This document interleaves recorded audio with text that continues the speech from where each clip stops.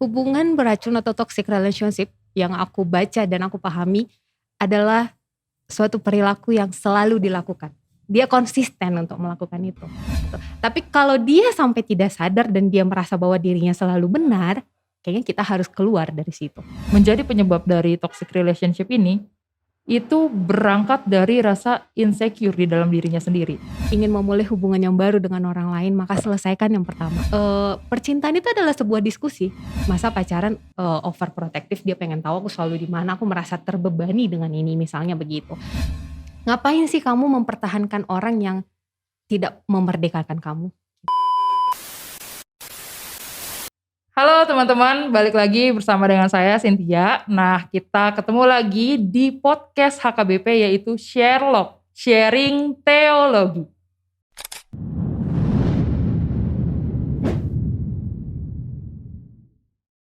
Ya teman-teman, untuk hari ini kita sudah memasuki episode yang keempat dan kita akan membahas sesuatu yang sangat relate dengan kehidupan kita sekarang, yaitu tentang toxic relationship. Saya yakin teman-teman akan banyak sekali penasaran dengan topik ini dan beberapa sudah ada yang bertanya di dalam kolom komentar di sosial media kita.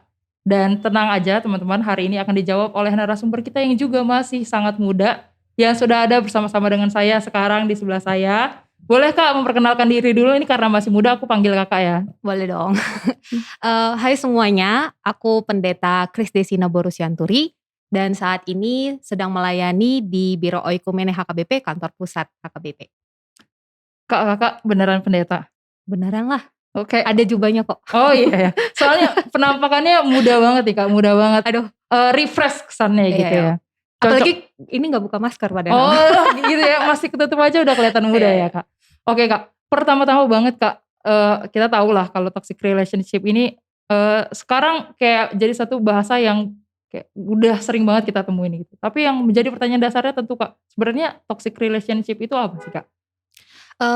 Dari kata-kata toxic relationship sendiri sih kita udah tahu ya, toxic itu artinya racun. Jadi hubungan yang beracun yang memang mempengaruhi kesehatan mental, fisik, dan juga nilai produktivitas kita. Jadi dia itu ibarat kita berada dalam sebuah hubungan yang dia nggak bisa mengimprovisasi kesehatan kita, kesejahteraan kita. Jadi itu lebih kepada racun yang selalu kita makan sehingga mempengaruhi nilai produktivitas. Wah, kalau kita ya Kak mengkonsumsi racun secara physically, pasti kan ada tanda-tandanya kita sakit perut kah, lemes, demam dan segala macamnya. Tapi kalau misalkan di dalam hubungan, itu sendiri gimana Kak? Tanda-tandanya kalau kita sebenarnya ada dalam hubungan yang toksik.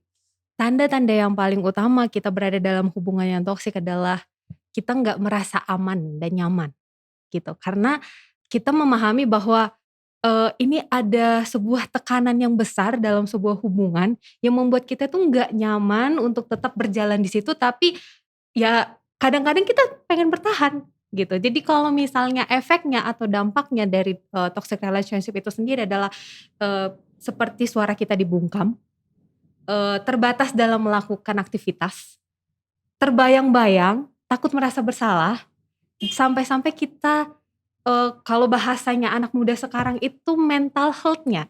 Oke. Nah, jadi kita tidak punya kekuasaan atas diri kita sendiri. Oke, Itu berarti udah sampai kita pada masalah yang paling berat sekali. paling basic kita nggak merdeka ya Kak Iya, dalam betul. kehidupan itu. Oke Kak, sekarang aku juga jadi kepikiran tentang sebenarnya kalau misalkan ada hubungan, misalkan aku punya pacar, aku punya keluarga, tapi menurutku dia toksik gitu. Tapi yang aku pertanyakan, bagaimana dia tiba-tiba bisa menjadi seorang yang menciptakan hubungan yang beracun itu, gitu Pak? Basically memang toxic relationship itu kita pahami bukan hanya berlaku pada hubungan romantisasi ya, pacaran gitu, suami dan istri, tidak hanya di situ. Tapi toxic relationship juga ada dalam sekitaran kita seperti pertemanan, persahabatan, pekerjaan, hubungan antara atasan dan bawahan, dan yang paling banyak juga bisa kita jumpai itu dalam hubungan keluarga gitu. Jadi toxic relationship itu ada di mana-mana. Dia itu punya kesempatan ada di mana-mana karena ini hubungan sosial kan. Artinya manusia itu hidup ingin bersosial dengan orang lain, tetapi ya ada kalanya memang hubungan sosial itu beracun. Bahkan mungkin kita tidak menyadari kita jadi racun, begitu. Oke. Boleh di next? Oke. Eee, aku memahami Kak, kalau, kadang-kadang emang mungkin kita nggak sadar ya ketika kita menjadi Mhm. pelaku Betul. di dalam hubungan toxic relationship ini gitu. Kadang-kadang kita ngerasa ya itu bentuk perhatian kita atau, ya gimana namanya juga punya hubungan gitu kan, atau ketika sama keluarga atau sama atasan kita pikir itu sesuatu yang wajar dilakukan atasan kepada bawahannya gitu. Tapi sebenarnya apa sih Kak dampak yang sebenarnya kita tidak sadari ketika kita sudah ada dalam toxic relationship ini sendiri? Nah, kita harus pahami dulu, hubungan toxic relationship ini tipe atau sifat yang paling banyak dijumpai dalam toxic relationship itu apa? Yang pertama itu adalah, sifat manipulatif dan juga yang ingin mengkontrol seseorang ataupun keadaan. Jadi jika kamu berpacaran gitu kan, kamu punya hubungan gitu, eee, seseorang itu meyakinkan dirinya bahwa dia itu adalah Tuhan dan kamu itu adalah orang yang di bawahnya sehingga kamu harus menuruti apa yang dia mau. Nah, ini juga berlaku dalam hubungan pacaran. Ketika seseorang mengambil alih, eee, kebebasanmu gitu kan, atau juga karena kita hidup di budaya patriarki, kebanyakan kita menganggap bahwa laki-laki itu harus lebih dominan daripada perempuan dalam pengambilan keputusan dan juga pekerjaan dan sebagainya. Nah, dampaknya yang paling utama adalah kesehatan mental kita, ketidakmampuan kita untuk berbicara tentang, hal yang benar, dan satu lagi yang paling utama adalah ketidakmampuan untuk berdiskusi. Itu dampaknya sangat luar biasa bagi orang-orang yang berada dalam hubungan toxic relationship. Nah, lain lagi sifatnya dengan, yang manipulatif. Hubungan toxic relationship juga, kita temukan orang-orang yang bersifat manipulatif. Orang-orang yang bersifat manipulatif ini adalah orang-orang yang, melontarkan kata-kata seakan-akan kita bersalah. Jadi dia akan kasih tahu seakan-akan ya kamu tuh bersalah, begitu. Sehingga kamu menganggap bahwa dirimu itu selalu salah, bahwa dirimu itu tidak pernah melakukan yang benar.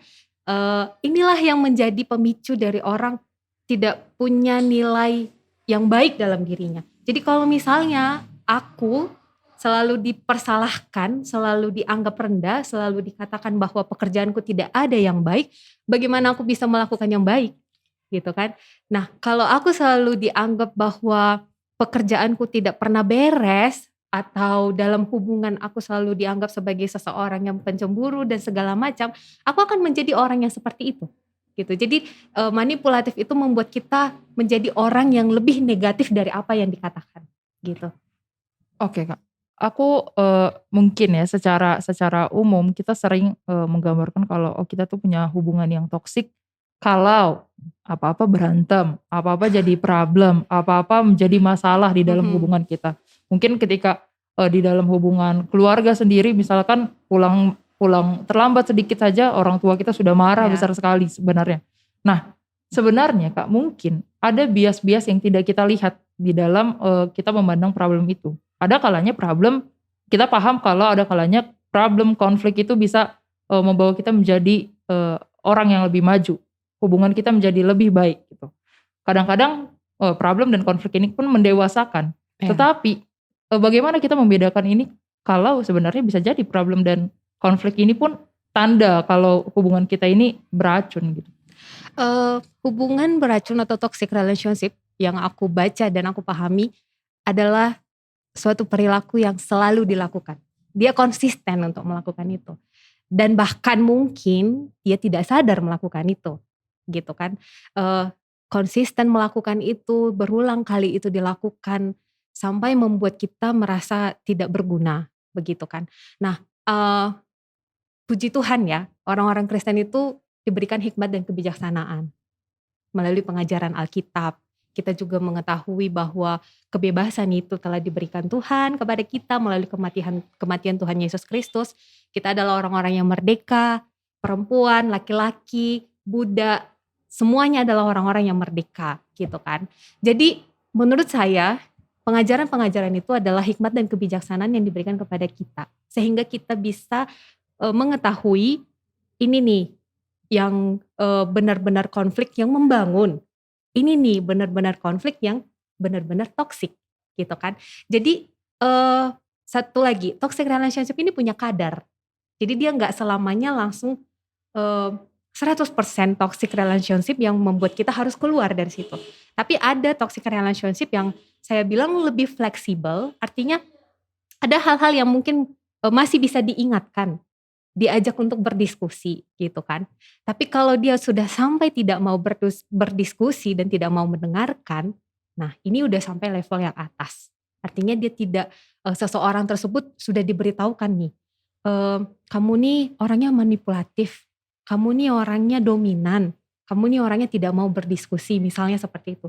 Dan dia sadar itu, misalnya kan, ketika kita berbicara dengan orang lain yang toksik, kita sampaikan kepada teman misalnya, kita sampaikan kepada sahabat ataupun pacar, dan dia bisa menerima itu, lalu dia katakan, oh iya, sepertinya aku perlu mengubah atau memperbaiki diriku. Aku rasa itu adalah hubungan yang membangun ya, gitu. Tapi kalau dia sampai tidak sadar dan dia merasa bahwa dirinya selalu benar, kayaknya kita harus keluar dari situ. Tapi gini Kak, ada, sebenarnya saya pernah pernah apa ya, mengamati mungkin ya. Mhm, Kadang-kadang, seseorang yang melakukan, bukan melakukan, menjadi penyebab dari toxic relationship ini, itu berangkat dari rasa insecure di dalam dirinya sendiri. Misal ya Kak, misal saya punya trauma sesuatu, mhm, dari hubungan saya yang sebelumnya, atau saya punya, suatu apa ya, sejenis trauma masa kecil mungkin. Kemudian ketika saya besar, saya merasa saya tidak sadar tentang trauma ini sendiri. Lalu, ketika saya memulai hubungan yang baru atau memulai pertemanan yang baru, bertemu dengan orang-orang lain, saya pikir itu hal yang wajar saya lakukan gitu. Karena mhm. itu di bawah alam bawah sadar saya. Karena itu adalah trauma yang saya sendiri mungkin tidak sadari sejak kecil. Nah, maka itu berubah menjadi, satu penyebab saya untuk bertindak yang sama Iya. begitu. Nah, ini sebenarnya bagaimana Kak untuk menghindari hal-hal seperti ini, dan kadangkala mungkin, eee, ya dia dia sendiri pun bingung gitu. Kalau misalkan tidak diluapkan, dia akan stres sendiri. Misalkan itu terjadi pada saya gitu, saya punya trauma, saya punya, hubungan yang buruk di masa lalu, kalau saya tidak ungkapkan kepada pasangan saya yang sekarang, tidak saya ungkapkan kepada teman saya, mungkin saya akan stres sendiri. Mhm. Tetapi ketika saya luapkan, saya tidak sadar kalau justru ini, menjadi racun bagi teman saya, bagi pasangan saya gitu. Itu sebenarnya bagaimana Kak, pandangan Kakak menurut itu? Menurut saya sih begini, kalau kamu ingin memulai hubungan yang baru dengan orang lain, maka selesaikan yang pertama.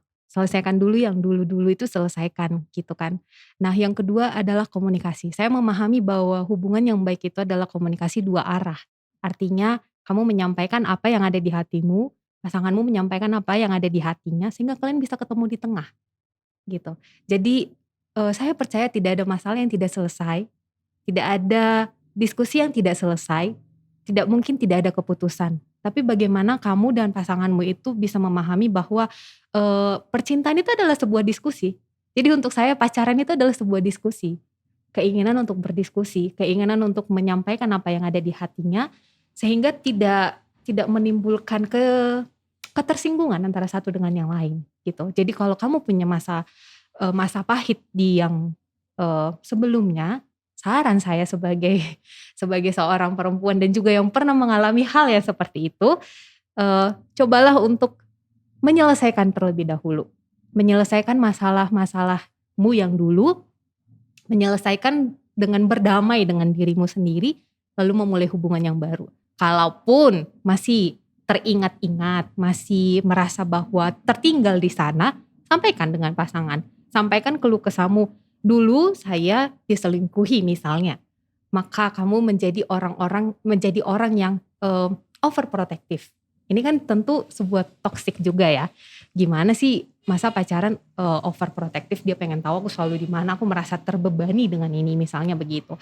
Maka sampaikan dengan pasanganmu, eh, aku yakin orang yang saling mencintai pasti akan bisa mendukung kamu untuk memperbaiki kualitas diri. Jadi bukan berarti dia memaklumi kamu menjadi orang yang overprotective, bukan. Tapi dia membantu kamu untuk memperbaiki kualitas dirimu, untuk tidak menjadi seperti itu lagi, begitu. Berlaku juga untuk dalam pertemanan ya, Kak? Pertemanan, persahabatan berlaku. Saya pikir ini penting juga sih, Kak, karena memang, sering orang pikir ketika kita sudah bersikap kayak gitu, "Oh ya udah, aku kan emang orangnya kayak gini." Iya iya, itu Ya sering banget. kita sering berlindung Iya, dengan dengan masa kalimat-kalimat kayak lalu. gitu ya, Kak? Ya itu banyak, itu sangat menarik sih karena, beberapa dari teman-teman aku sering bilang kayak gini, "Aku punya masa lalu yang buruk, aku ditinggalkan orang tua." Oke, aku bisa terima. Aku aku memahami bahwa setiap orang punya background yang berbeda, begitu. Tetapi kalau kamu selalu dan melulu menormalisasikan perbuatanmu berdasarkan masa lalu itu juga tidak baik, ya kan? Karena kamu bertumbuh, gitu. Jadi, terima, orang-orang bisa menerima masa lalumu, itu bisa.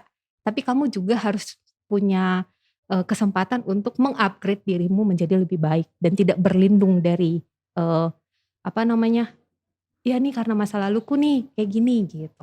Oh, saya pernah dengar, Kak, satu satu quote yang bilang sebenarnya memang, sering kali orang menyebut, ya kita itu mencari jati diri, menemukan karakter, padahal enggak ya, Kak, itu harus dibentuk. Iya itu Karakter harus dan jati dibentuk. diri, Iya betul. sifat kita itu harus dibentuk. Mhm. Jadi masa lalu juga ya tinggalin, kita harus belajar untuk move Iya, on, untuk moving forward gitu ya, Kak. iya, untuk memaafkan masa lalu dan memulai, untuk meng-upgrade diri, membenahi diri sih.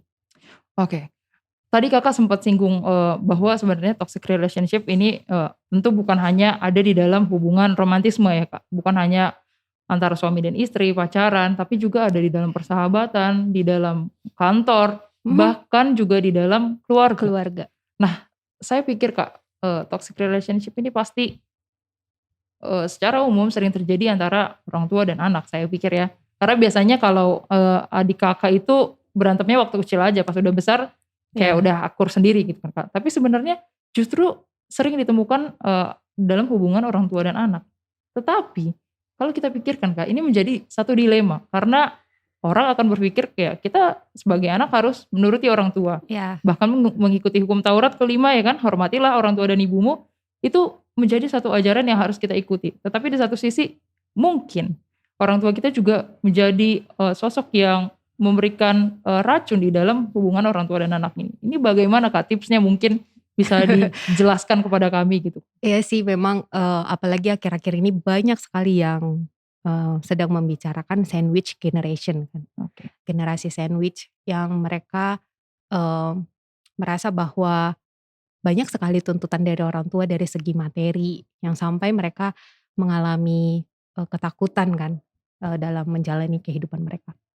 Tapi saya memahami sih seperti ini, tidak ada manusia yang bisa memilih keluarganya, tidak ada manusia yang bisa memilih ayah dan ibunya tempat dia melahirkan. Nah, sebagai orang yang beranjak dewasa, saya yakin juga para pendengar adalah orang-orang yang sedang beranjak dewasa, eee, tentu pada hari ke depan akan menjadi orang tua juga jika kamu memilih untuk menikah, begitu. Nah, eee saya juga pernah mengalami dan juga pernah melihat banyak orang tua yang menjadikan dalih seperti ini, eee, "Kamu selalu melawan orang tua nih, nanti kena kutuk." Pernah dengar kan? Iya iya, Yang cerita malin kundang lah, iya yang iya. ditakut-takutin gitu kan. Sampai akhirnya anak-anak itu nggak punya suara untuk menyampaikan, aspirasinya, begitu. Tapi saya juga bisa memahami bahwa informasi orang tua yang dulu dengan informasi orang tua yang sekarang itu udah berbeda. Dulu memang minim sekali tentang, parenting, bagaimana cara mengelola dasar emosi orang tua agar anak juga mengikuti emosi orang tua yang positif, itu terbatas. Dulu itu sangat terbatas. Tetapi kan sekarang sudah semakin banyak ya, kita bisa menjumpai buku-buku parenting, terus kita juga bisa belajar dari internet gitu kan. Nah, kalau saya memahami ini, saya tetap berkata bahwa, eee, tetaplah hormati orang tuamu, tetap sayangi orang tuamu. Bagaimanapun dia adalah orang pertama yang, melihat kamu, yang, menggendong kamu, gitu kan.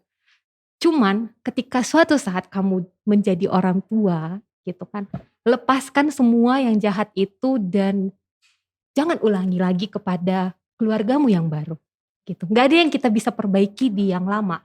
Nggak ada yang bisa kita perbaiki di masa lalu gitu. Tapi kita bisa perbaiki dari diri kita, dari keluarga kita ketika kita mau membangun keluarga yang baru. Dan cobalah untuk mengerti bahwa orang tua kita saat ini ya cuman itu yang mereka tahu gitu loh. Jadi bukan bodoh, bukan kita merasa bahwa kita lebih pintar, tidak. Tapi ya saat itu hanya itu yang mereka tahu gitu. Nah, ketika tiba waktunya kita lakukan apa yang kita tahu gitu. Tetap hormati orang tuamu. Kalau kamu berada di toxic relationship sekarang dalam hubungan keluarga, kamu lebih memahami ayah dan ibumu bagaimana cara berkomunikasinya. Apakah dia orang yang harus berkali-kali untuk diberitahu dulu baru mengerti, begitu kan? Atau dia orang yang harus diberitahu dengan aksi sekaligus, gitu kan? Jadi cobalah untuk mengenali terlebih dahulu orang tuamu. Kalaupun ada yang kamu simpan dalam hatimu yang tidak sesuai dengan orang tuamu pikirkan, cobalah untuk menyampaikan dengan bahasa orang tuamu gitu. Karena orang yang bijak dan pintar itu bukan malah menyalahkan orang tua, tapi dia memahami kondisi bagaimana cara menyampaikan aspirasinya kepada bahasa orang tuanya. Oke, Kak. Sekarang mungkin salah satu pertanyaan yang paling ditunggu-tunggu. Jika suatu saat kita tidak sengaja atau ya sudah hubungan kita lama-kelamaan menjadi toxic relationship, mungkin akan mudah jika itu terjadi di dalam keluarga, di dalam hubungan berpacaran. Mungkin kita akan berpikir 2 kali untuk melanjutkan hubungan itu. Tetapi bagaimana kalau itu terjadi di dalam pertemanan? Sedikit lebih sulit karena kita berpikir ya itu lingkup sosial kita ya kan Iya. Kak. Kalau kita tinggalkan mungkin takutnya tidak ada teman dan sebagainya. Dan bagaimana kalau itu juga terjadi dalam keluarga Kak? Mungkin lebih kepada cara keluarnya gitu Kak. Ya saya paham sih kalau memang dalam keluarga tentu sulit gitu ya. Saya menyimak tadi apa yang Kakak jelaskan bahwa supaya tidak menjadi suatu hubungan kejahatan, ya saya nggak bisa bilang kejahatan sih ya, tapi seperti supaya itu tidak menjadi spiral begitu, apa yang sudah saya alami dan tidak dialami oleh anak saya, maka saya sebagai anak sekarang dan nanti akan menjadi orang tua harus menghentikan hal itu. Tetapi mungkin tidak akan semudah itu kan Kak kenyataannya. Apalagi kadang-kadang kita udah capek sekali kerja, capek sekali belajar, pulang ke rumah maunya agak rileks sedikit, tapi malah kondisi keluarga ini nggak memungkinkan untuk itu. Itu bagaimana? Satu yang perlu diingat, toxic relationship kita bicarakan bukan berarti kita harus keluar dari situ. Nggak Oke. selamanya kita harus keluar dari komunitas itu ya. Dari komunitas yang mungkin di dalamnya kayak misalnya kita keluarga nih. Bukan berarti kita keluar dari keluarga, keluar dari kakak, bukan. Bukan. Itu tidak selamanya harus 100% keluar. Nah, berbeda kalau hubungan. Kalau hubungan dengan pacar gitu kan, ini belum ada hubungan yang mengikat antara satu dengan yang lain gitu. Belum tunangan ya Kak? Belum. Nah, itu pun punya kadar kan. Seperti yang saya bilang tadi, dia punya kadar, oh ini saatnya aku ngobrol nih. Oh ini saatnya aku keluar nih misalnya. Ini saatnya aku memutuskan untuk tidak lagi berhubungan dengan dia gitu. Nah, untuk pertemanan, orang yang benar-benar mau berteman itu adalah orang-orang yang saling mendukung. Kalau temanmu tidak memberikan positive vibes ke kamu, ya ini tipsnya ya dari aku, tetap berteman tapi bukan berarti kamu selalu bersama dengan dia. Nah, itu Tidak harus intens gitu tidak ya Kak? tidak harus intens. Ya berteman kan juga punya step ya, misalnya dari kenal dulu, sering berkomunikasi gitu kan. Nah, kamu juga harus cukup bijak untuk memilih temanmu, karena memang di Amsal juga dikatakan barang siapa yang tinggal diam bersama orang-orang yang bodoh, orang-orang yang fasik, ya dia akan menjadi orang-orang yang bodoh dan orang yang fasik kan. Artinya apa? Tinggalkan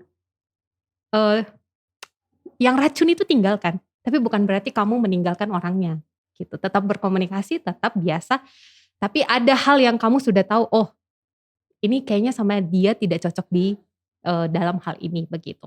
Nah, untuk hubungan keluarga, Ini yang agak sedikit lebih sensitif ya, karena benar yang dibilang Cynthia tadi bahwa di dalam hukum Taurat sendiri Tita kelima, hormatilah ayah dan ibumu maka engkau akan panjang umurmu di bumi yang diberikan Allah kepadamu, begitu kan. Nah ini yang mungkin menjadi pelajaran juga sih untuk kita bahwa siapa aja itu bisa jadi toksik, di mana aja itu bisa jadi toksik. Tapi sekali lagi saya katakan bukan berarti kamu harus melawan orang tuamu, bukan gitu. Cara untuk memberhentikan toksik ini adalah kamu membicarakannya kepada orang tuamu dengan bahasa orang tuamu. Jadi keterbukaan gitu ya. Keterbukaan dengan orang tuamu, keterbukaan dengan saudaramu, dengan keluargamu.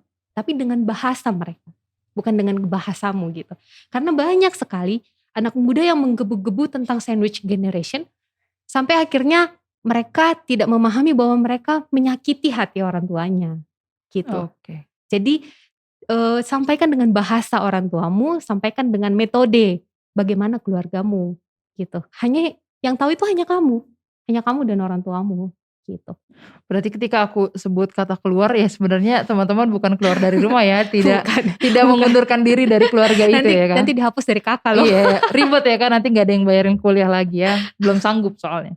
Aduh. Jadi sebenarnya penekanannya adalah lebih kepada kita cari jalan keluar, lebih kepada Ya. jalan keluar untuk mengubah keadaan itu jadi lebih baik gitu. Dan yang paling penting adalah kita tahu bahwa kita berada di toxic relationship. Kita tahu bahwa ini beracun, sehingga kita menyadari, oh iya ini gak baik sama aku gitu. Oke, berarti emang dan memang sebenarnya yang paling fatal dalam toxic relationship ini karena ketika kita gak sadar ya Kak? Iya betul, bahkan kita gak sadar kalau kita kadang pelakunya Iya, gitu. oke. Karena itu adalah sebuah kebiasaan habit kan, jadi Iya. dia kayak diulangi terus gitu. Oke, I see. Dan aku pikir juga Kak misalkan di dalam keluarga ini ya sering kali ini agak sedikit berat memang ketika kita bahas toxic relationship Iya, dalam keluarga dalam ya. keluarga. Tetapi memang sering kali ya teman-teman apalagi orang-orang kayak kita tuh kita pikir kita memang jauh lebih pintar daripada orang tua kita Betul gitu. ya. Tapi saya yakin juga ya Kak kalau Tuhan tuh anugerahkan teman-teman kepintaran untuk orang tua kita. Jadi meskipun kadang-kadang kita persepsinya mungkin berbeda tetapi ya memang harus dikomunikasikan dan jangan sampai ada kesan kamu itu sudah dikuliahkan oleh orang tuamu maka kamu berpikir kamu lebih pintar gitu ya Kak. Betul, iya. Karena memang jujur saja Kak banyak kayak orang tua saya sendiri tidak mengemban pendidikan sampai kuliah gitu. Jadi memang kadang-kadang orang-orang di usia kita ini sedikit bersifat Egois. ya egois dan berpikir memang kita lebih baik dan justru itu tidak membuat keadaan lebih baik ya Kak, justru Iya. malah ya bisa jadi Semakin kacau kan. ya lebih runyam lagi. Oke Kak.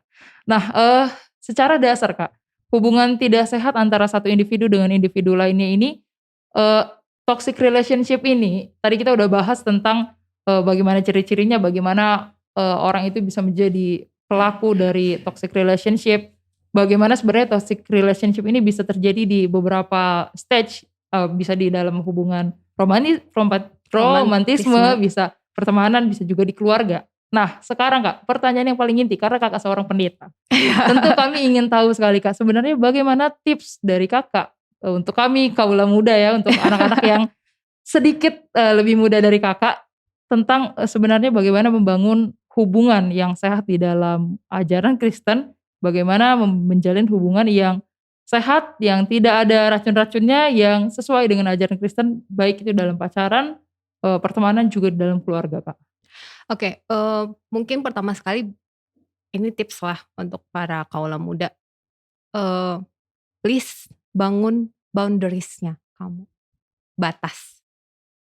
Setiap orang itu butuh batas ya.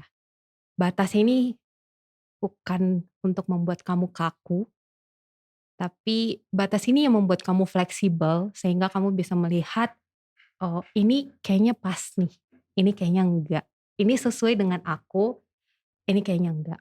Tentu yang bisa membangun boundaries itu adalah kamu dan sejauh mana kamu membaca sesuatu ya. Kalau saya membaca Alkitab, membaca buku kan gitu. Sehingga saya bisa membangun batas itu, garis itu gitu. Nah, ngapain sih kamu mempertahankan orang yang tidak memerdekakan kamu gitu. Jadi bangun batasmu itu misalnya gini, saya tidak bisa disetir oleh pasangan, misalnya gitu. Nah, ketika pasanganmu mulai mensetir kamu gitu kan. Nah, ini kan yang menjaga ini bakalan ketar-ketir nih gitu kan. Jadi kamu udah punya persiapan gitu. Jadi kamu udah punya persiapan untuk berargumen dengan pasanganmu. Kamu gak boleh melewati batasku gitu.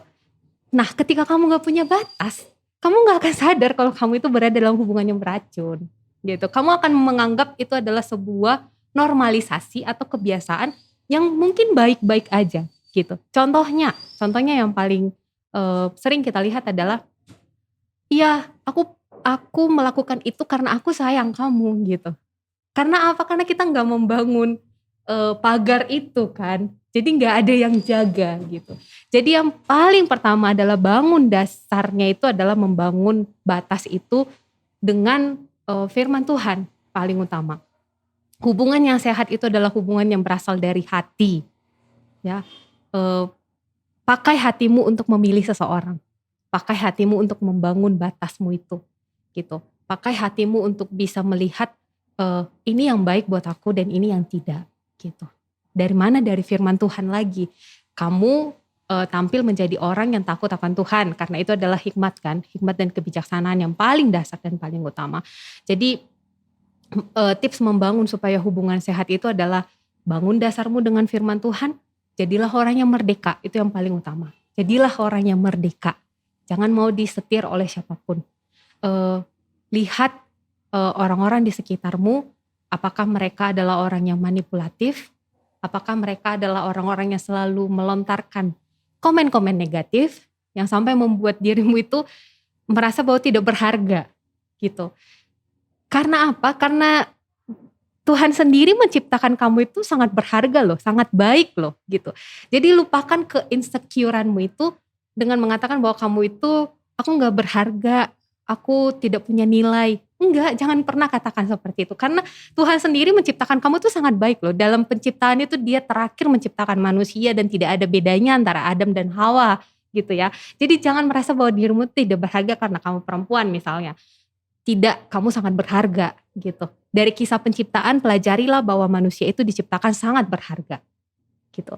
Jadi bahkan Tuhan sendiri yang menciptakan kamu, bukan manusia gitu kan. Jadi kamu harus memahami bahwa dirimu itu berharga sehingga orang lain tidak berhak untuk melakukan yang tidak baik ke kamu gitu. Kak, sedikit mundur ke belakang. Ya. Saya pernah ditanya mungkin oleh seorang teman dan juga pernah menyaksikan bahwa kadang-kadang alasan dia takut keluar dari toxic relationship ini karena dia takut tidak menemukan orang yang lebih baik gitu Pak. Jadi dia beranggapan ya udah si mas ini, si abang ini atau si ya pacarku ini, perempuan ini anak sintua udah paling baik segala macamnya dan tidak akan ada yang lebih baik daripada itu. Jadi kalaupun ya ada sedikit toksik sedikit ya masih bisa saya ampuni, meskipun kadang-kadang hanya karena pedal motor saya kebuka, dipikir saya goncengin cewek lain gitu-gitu. Jadi Astaga. Dia pikir sering kali Kak itu ya mungkin itu hanya masalah-masalah sedikit, padahal dia tidak menyadari gitu kan. Ya, mungkin ini perlu juga Kak ditekankan untuk teman-teman itu bagaimana Kak supaya jangan takut teman-teman, masih ada yang Tuhan sediakan ini. Kayak gini sih, kalau aku ini jadi flashback ya, karena aku pernah berada di toxic relationship. Bertahun-tahun pacaran. Kakak penyintas berarti ya. Bertahun-tahun pacaran gitu, gak punya kejelasan gitu. Habis waktu, energi, pikiran, jiwa, raga, pekerjaan juga terbengkalai kan gitu. Kan apalagi yang atas dasar cinta misalnya gitu kan. Karena masih cinta banget nih gitu kan.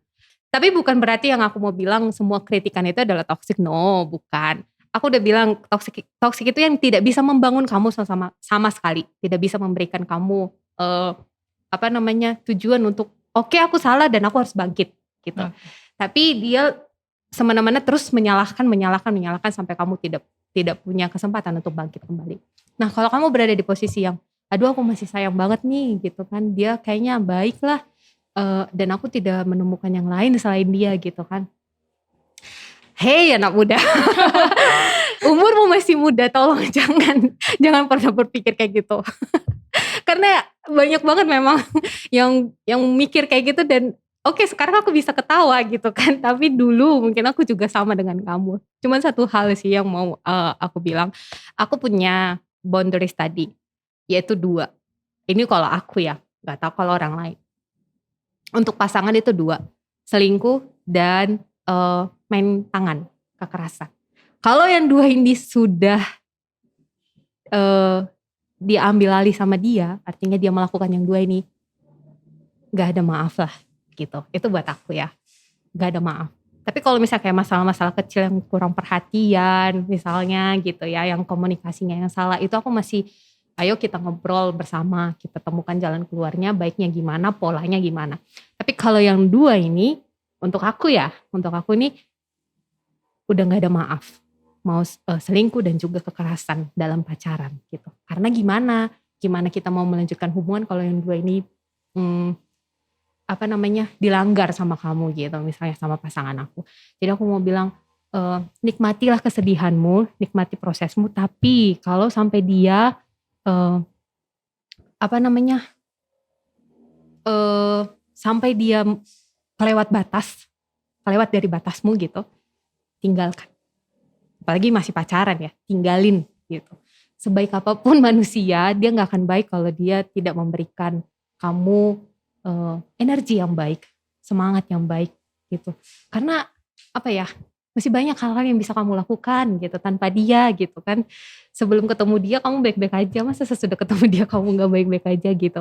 Jadi aku selalu selalu kasih tahu sih, eee, kalau sampai dia sudah kelewat batasmu gitu kan, tinggalin dia. Nggak ada alasan kamu untuk stay with him atau with her Oh, gitu. karena kita memang sering kali ya Kak, kita tuh terjebak, kita pikir kita tuh nggak berharga, padahal Iya, seperti yang tadi Kakak katakan, bahkan ya Tuhan sendiri yang menciptakan kita mengatakan bahwa Tuhan melihat ini amat iya, baik gitu. Jadi apa yang sudah mhm, diciptakan Tuhan sangat berharga, ya janganlah kita anggap. diri kita nggak berharga. Oke, itu salah satu note terpenting ya Kak.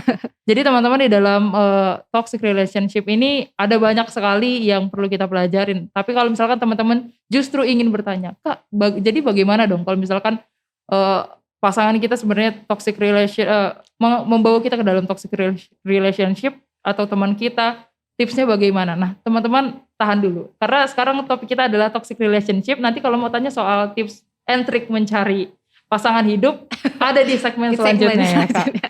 Oke, jadi untuk segmen yang pertama ini segmen sharing teologi, Sherlock, kita sudahi sampai sini dulu ya Kak. Kita akan bertemu lagi di dalam segmen yang kedua yaitu segmen Q&A. Terima kasih banyak Kak. Teman-teman jangan kemana-mana ya, kita lanjut di segmen kedua.